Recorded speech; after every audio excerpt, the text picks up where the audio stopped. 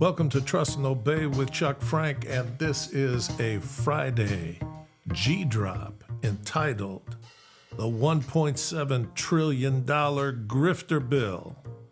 Should actually be the Grifter After Midnight bill, but let's get into it. So Saturday, the Democrats only met to secretly sign in a $1.7 trillion Further Consolidated Appropriations Act bill. So they met at midnight and they signed it into law at 2:30 a.m. with the help of Sleepy Joe. And the rhinos were sleeping soundly because they knew the money was going to keep flowing. And the non-rhinos didn't have a clue. So this is a horrible, broken government that is stealing from us and growing like a giant cancer over our country.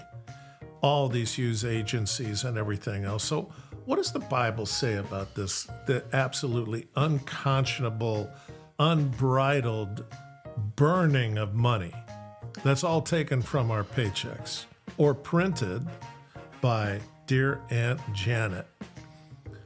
All right, 1 Timothy 6, we're going to read two verses only from 1 Timothy 6, has to do with money.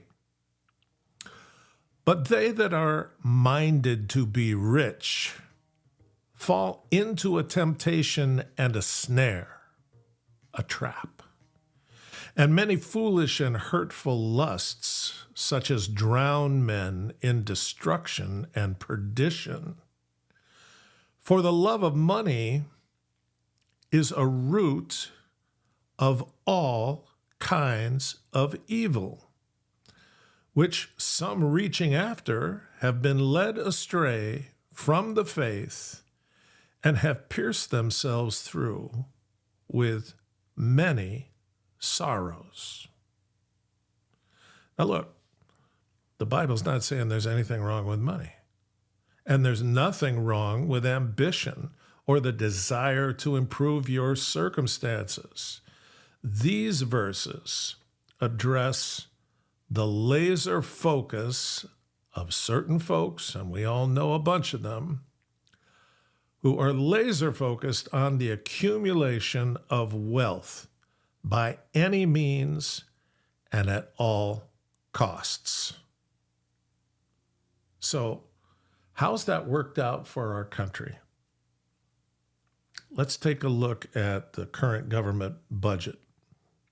Okay, let's look at 23 because this year's not over yet. And this year's on track to be even worse. In fact, I would say way worse. In 2023, the government spent 38% more than it brought in. Think about that. Think about that if you did that at your house. Okay? You spent 38% more than you brought in. So for Congress, that meant that they were $1.7 trillion short.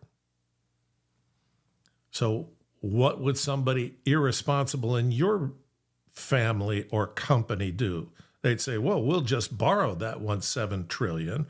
We're certainly not going to discipline ourselves. We're certainly not going to stop growing the government. That's our whole key, is to get this government to employ so many people and make it impossible to fire them so that they will constantly vote and act on behalf of people who love big government. So now they borrow and they ask Aunt Janet to print the money needed, and all that money gets into circulation. And anytime you do that, it means that there's more money to pay for goods and services, so the prices go up. It's called inflation. This whole thing is caused by Congress. When you're at the gas pump, you should be thinking about your vote. When you're in the grocery store, you should be thinking about your vote. When you pay for your insurance or your mortgage or your rent, you should be thinking about your vote, because those people you vote in, they are the cause of all this misery. They spent 38% more than they brought in. They were 1.7 trillion short. They borrowed more, so at the end of 2023, the debt was 32.2 trillion. And we're not finished with 24. And the debt right now is over 37 trillion. Are these people who are fiscally responsible? Could you get away with this at your house or your company? Could you just print money and not get in trouble? Could you just continue to borrow and borrow and borrow? Eventually, your company would be worth nothing. If you keep borrowing it out of the equity in your house, eventually your house is going to be worth nothing to you. Somebody else can buy it and pay off that debt. But this is all grossly irresponsible, and this is what is being said in Timothy, that the love of money is a root of all kinds of evil, and it certainly is in Washington. Washington is the personification of evil. So now it's getting close to election time, and there's lots of people hoping they're going to get elected, and they're going to go to D.C., and people ask them, what are the first 3 things you're going to do when you get to D.C.?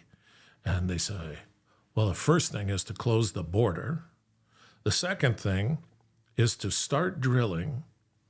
And the third thing is to stop runaway spending, because that's what's causing all the inflation, and that is causing a good percentage of the misery for Americans.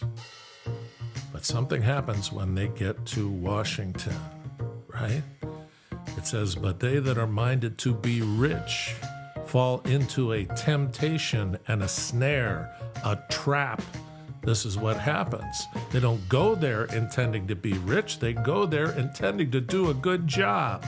And then somebody puts the arm on them and explains to them how it all works. And before they know it, they're in the snare.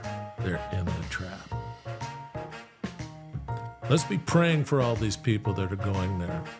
Let's be praying for all the people who want to shrink government, who want to destroy these behemoth institutions that do no good. They are just political arms for the Democrat Party. And let's remember what Jesus said. A man's life consisteth not in the abundance of the things he hath.